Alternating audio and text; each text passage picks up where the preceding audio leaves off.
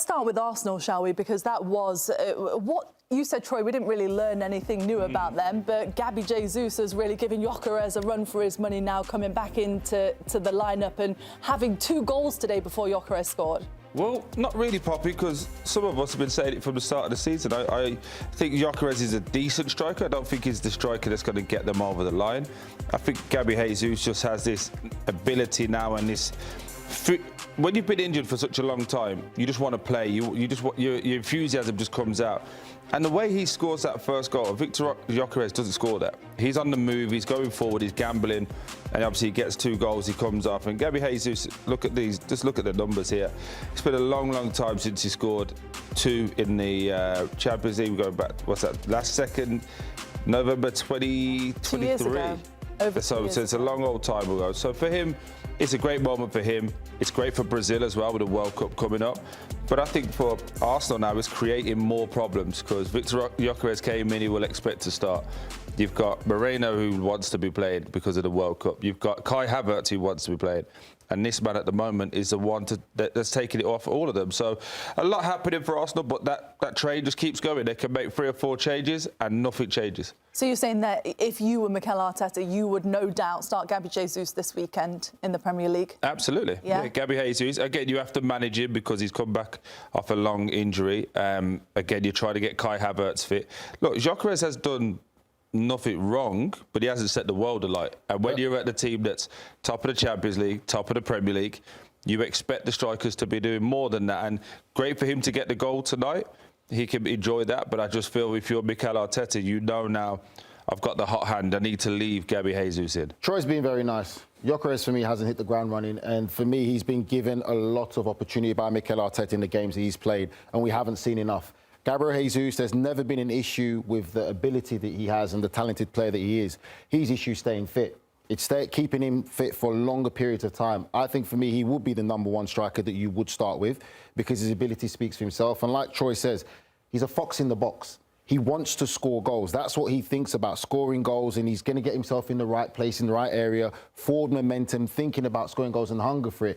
I have not seen that in Gyokeres right now. I think for me, he's trying to run and be a team player, but your job, and as these two would know, is your job is to score goals. If I'm a manager, that is your bread and butter. I expect you to do the basic of running, hard work and things like that, but I'm going to judge you by putting the ball in the back of the net, and if you don't do that, then you're not doing your job. And for me, he's had opportunities and good chances.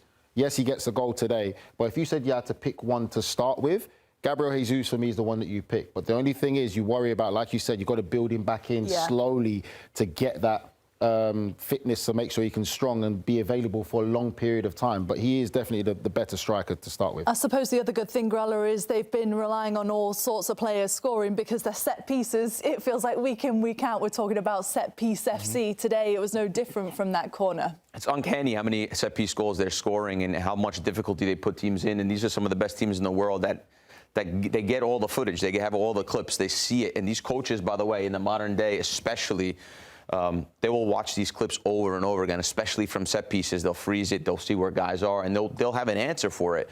Kibu is a young coach, but still, these guys are very smart at figuring things out. No one in European football or in the Premier League has been able to figure out how to stop Arsenal on set pieces. Monaco did a bit. It's actually crazy, though. I mean, well, listen, they can't score every single time, but it seems like every week we're talking about how many goals they're scoring from the set pieces. Like, today, they were probably up to that point when they scored the second goal, probably not convincingly the better team in that game. Inter were okay. They created a couple moments. But because the set piece is such a gut punch because you're in a game and you're playing all these phases of play, and then all of a sudden from a dead ball situation, from nothing, how can you mark the goal they scored today on the set piece? It's in swinging across to the back post. Trossard the ball's almost out at 6 inches from being out. He heads it off the crossbar, back to the post between defenders, and Jesus knocks it in. You can't defend But it's also because it's inter-zonal. I think you could make it a lot more difficult. I think Inter make it easy for Arsenal because we said it so many times. When you do zonal marking, if a team puts in a ball with the right quality and these players can have a run-up, there's nothing you can do about it. We already say Arsenal have players who are willing to attack the ball. I think Inter made it easy for them by all going zonal. Arsenal players start in the back, no Inter players are marking it. They're already in the zonal now. I think everyone.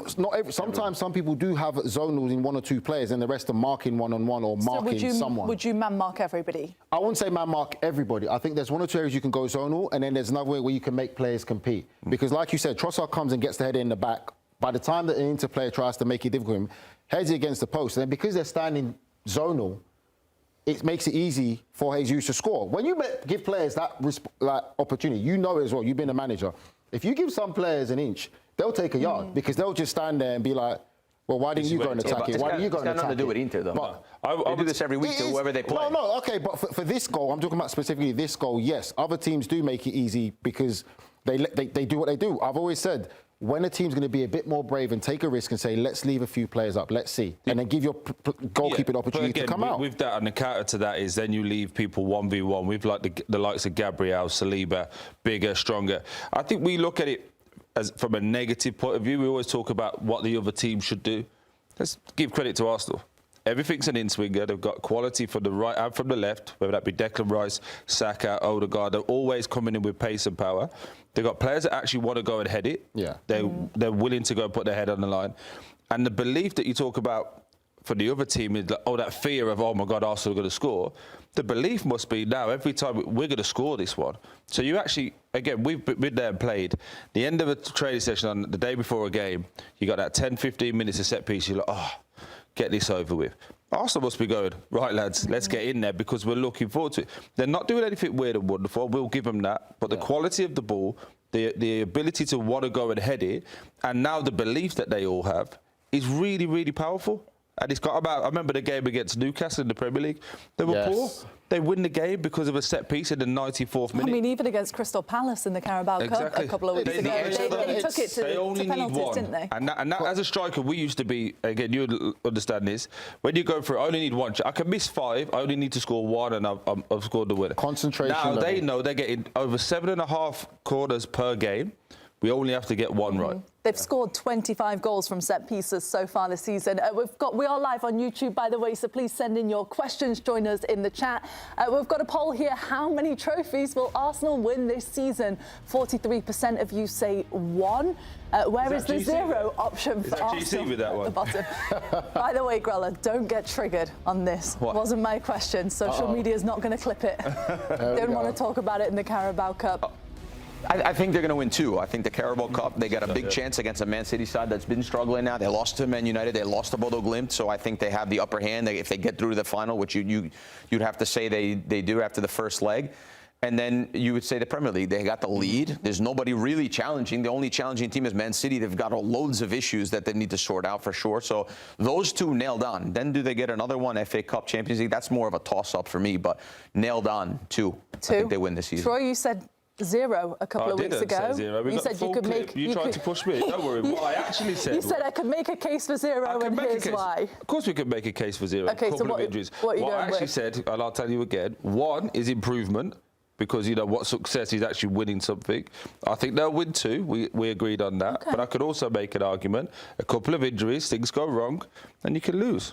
So which one do you think is more realistic? 2? I'm saying 2. I think the Premier League, I don't think they'll win the Champions League because I think as it gets to the knockout stages, it'll just be a bit more difficult. I think they'll come up against teams that won't be scared, but they'll be right up there as well in terms of what they could just do for the set pieces. But I think maybe the Carabao or the FA Cup is there for them as well. And you? I would say I favour them for the most is the Premier League. That's one out because when you look at recent results and you look at Manchester City now and what they're going through, and they will always lead in the Premier League. I did say that maybe Manchester City could catch them, but now when I look at Manchester City, that's a what are you talking? I'm just waiting. You got some more facials you want to pull out. I'm being realistic right now. I'm looking at performances. It's a simple question. I say the Premier League is the one that I favour the most for. They're just going to win 1. The Premier League. Okay. The Premier League. What about you, Poppy? Because you like sitting on the fence. What are you going to think? I think they'll win the Premier League. Okay. Yeah. And I agree with you actually, Grella. I think they'll win the Carabao Cup too, because I can't see anybody topping them in that competition. And as we talked about, cup competition. So I'll be very careful when it comes to cup competitions. One-off. Anything's possible in a final. One-off game. Very true, Nigel.